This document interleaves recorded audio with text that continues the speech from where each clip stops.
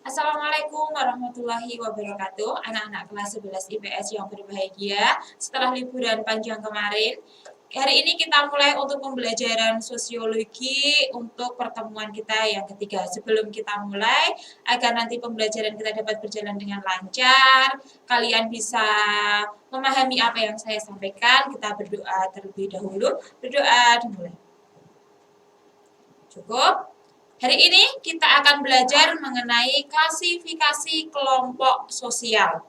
Apa saja klasifikasi kelompok sosial? Setelah kemarin kita belajar mengenai definisi dan syarat serta ciri dari kelompok sosial, kita mulai untuk hari ini yaitu klasifikasi kelompok sosial.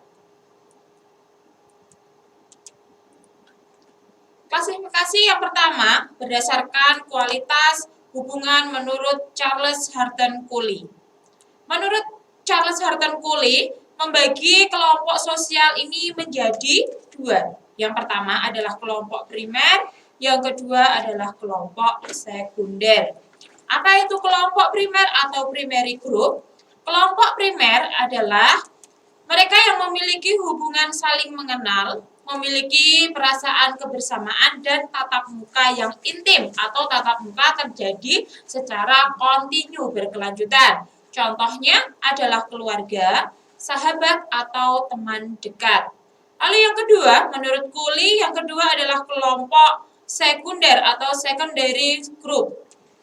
Hubungan antar anggotanya resmi. Di sini jadi antar anggota itu bersifat resmi, formal, didasarkan asas manfaat atau adanya kepentingan. Nah, jadi mereka berkumpul di sini karena ada maksud dan tujuannya dan berciri kelembagaan. Jadi di dalam kelompok sekunder ini mereka bergabung atau bernaung dalam satu wadah lembaga. Contohnya adalah PGRI, Persatuan Guru Republik Indonesia, OSIS, IPM, ataupun partai politik. Next.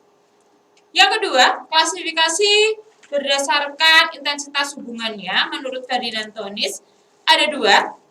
Yang pertama yaitu Gemeinschaft atau paguyuban dan Gesellschaft atau patembayan. Untuk penjelasannya, Gemeinschaft. Nah, Gemeinschaft atau paguyuban ini kelompok yang anggotanya memiliki sifat murni, hubungannya intensitas hubungannya murni, bersifat alamiah dan kekal. Untuk tipe-tipenya, tipe Gemeinschaft di sini ada 3. Jadi Gemeinschaft di sini memiliki 3 tipe. Yang pertama, Gemeinschaft by blood, yaitu karena ikatan darah. Kelompok genealogis adalah kelompok yang terbentuk berdasarkan hubungan sedarah. Jadi mereka adalah memiliki garis keturunan, memiliki ikatan solidaritas yang tinggi karena adanya keyakinan tentang kesamaan nenek moyang. Nah, jadi untuk Gemeinschaft by blood ini di dalam kelompok tersebut karena adanya garis keturunan, ikatan darah. Nah, contohnya keluarga, kelompok kekerabatan atau terah. Yang kedua, untuk tipe-tipe Gemeinschaft yang kedua adalah Gemeinschaft by place, ya, kesamaan tempat. Kesamaan tempat, komunitas adalah kelompok sosial yang terbentuk berdasarkan lokalitas. Jadi, untuk Gemeinschaft by place ini, mereka bergabung dalam satu kelompok karena adanya tempat tinggal yang sama, karena lokalitas. Tempat tinggal yang sama, tempat bekerja yang sama. Nah, itu masuk di dalam Gemeinschaft by place. Contohnya adalah rukun tetangga atau RT, rukun warga. Nah, itu contoh dari Gemeinschaft by place. Lalu yang ketiga adalah Gemeinschaft of Man karena kesamaan ideologi atau pemikiran. Hubungan persahabatan yang disebabkan anggotanya memiliki keahlian, pekerjaan atau pandangan yang sama. Nah, jadi mereka memiliki pandangan yang sama. Contohnya mereka bergabung di dalam partai politik. Nah, itu tadi untuk Gemeinschaft. Lalu next yang kedua adalah Gesellschaft atau patembayan.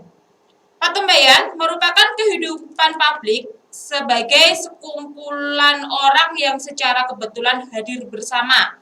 Mereka hadir bersama, tetapi setiap orang tersebut tetap mandiri. Jadi walaupun mereka berkumpul di dalam suatu tempat, mereka hidup secara sendiri-sendiri. Dalam Gesellschaft ini, individu pada dasarnya terpisah meskipun ada faktor pemersatu, misalnya kesamaan pekerjaan.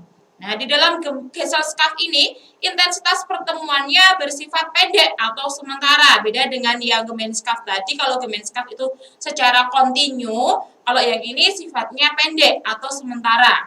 Nah, contohnya adalah ikatan buruh pabrik, jadi mereka bertemu ketika mereka ada di pabrik. Misalnya mereka sedang bekerja, lalu setelah itu nanti mereka bisa kembali ke rumah. Nah, jadi ikatannya di sini kurang kuat. Oke.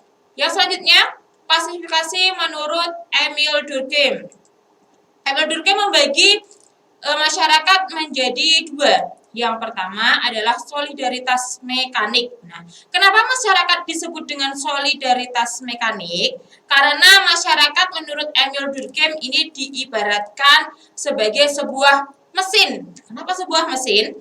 Karena di dalam masyarakat dengan solidaritas mekanik ini, masyarakatnya masih sederhana. Tidak ada pembagian pekerjaan. Jadi masyarakatnya bersifat homogen, sama. Misalnya di situ masyarakat pedesaan contohnya, sebagian besar sebagai petani. Kenapa masyarakat pedesaan masuk di dalam solidaritas mekanik? Karena masyarakat pedesaan itu diibaratkan sebuah mesin atau mekanik. Nah, ketika kita menanam padi misalnya, mulai dari kita menyebar benih, mulai dari kita nanti menanam benih ini ke ladangnya, merawat, memupuk, nah lalu memanen, dan juga setelah panen untuk kebutuhan sendiri. Nah, itu. Jadi satu pekerjaan dilakukan oleh satu orang. Sama, mulai dari awal sampai akhirnya. Nah, jadi ibaratkan sebuah mesin. Jadi dari masyarakat pedesaan disebut dengan solidaritas mekanik. Lalu yang kedua, solidaritas organik. Solidaritas organik atau solidaritas organis di sini masyarakat diibaratkan seperti organ-organ di dalam tubuh manusia. Nah, kenapa seperti organ-organ di dalam tubuh manusia? Karena di dalam solidaritas organik ini sudah ada pembagian pekerjaan. Jadi masyarakatnya lebih heterogen. Di sini dicontohkan untuk masyarakat kompleks atau masyarakat yang beragam, dicontoh untuk kehidupan masyarakat kota. Ada jenis banyak pekerjaan seperti karyawan swasta, pengusaha, buruh, guru, pegawai negeri, dan lain-lainnya. Itu untuk solidaritas organik. Selanjutnya, solidaritas menurut klasifikasi berdasarkan sudut pandang individu. Menurut William G. Summer. Summer juga membagi masyarakat ini menjadi dua. Yang pertama adalah in-group atau kelompok dalam. In-group merupakan kelompok sosial tempat individu mengidentifikasikan diri, memiliki in-group feeling yang kuat. Apa itu in-group feeling yang kuat? Di situ adalah perasaan kita terhadap kelompok yang kita miliki. Misalnya kalian sebagai siswa SMA Muhammadiyah Bantul. Nah, jadi ketika kalian menjadi siswa SMA Muhammadiyah Bantul, kalian di sini memiliki in-group feeling yang kuat terhadap SMA Muhammadiyah Bantul. Nah, lalu yang kedua adalah out-group atau kelompok luar. Merupakan kelompok sosial yang menjadi lawan dari in-group. Yang dimaksud di sini lawan bukan musuh ya. Yang dimaksud dengan lawan adalah kelompok di luar dari kelompok in-group kita. Ketika kita sebagai siswa atau kalian sebagai siswa SMA Muhammadiyah Bantul, nah itu adalah in-group kalian. Sehingga out-groupnya adalah sekolah-sekolah lain yang di luar dari SMA Muhammadiyah Bantul. Nah itu yang disebut dengan out-group. Jadi di sini kita tidak menjadi anggotanya. Itu disebut dengan out-group. Oke, selanjutnya. Selanjutnya, klasifikasi kelompok sosial menurut Robert K. Merton. Robert K. Merton membagi kelompok sosial menjadi dua, yaitu membership group dan reference group. Apa itu membership group? Merupakan kelompok sosial yang setiap orang secara fisik menjadi kelompok anggota kelompok tersebut. Nah, jadi sama dengan in-group tadi. Kalau di sini menurut Robert K. Merton yaitu membership group. Jadi di situ kalian secara fisik sebagai anggota dari kelompok. Contohnya kalian sebagai anggota TNI, anggota ABRI, polisi. Nah, itu disebut sebagai membership group. Oke, yang kedua menurut Robert K. Merton yaitu reference group. Apa itu reference group? Kelompok sosial yang menjadi acuan bagi seseorang.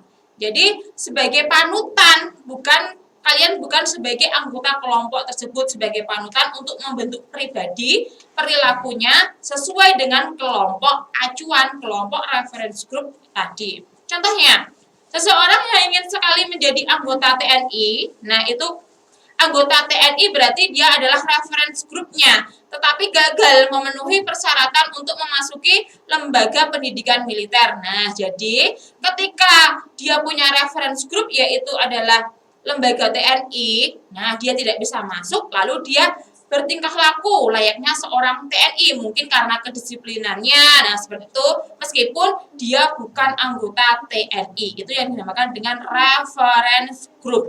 Oke, selanjutnya next.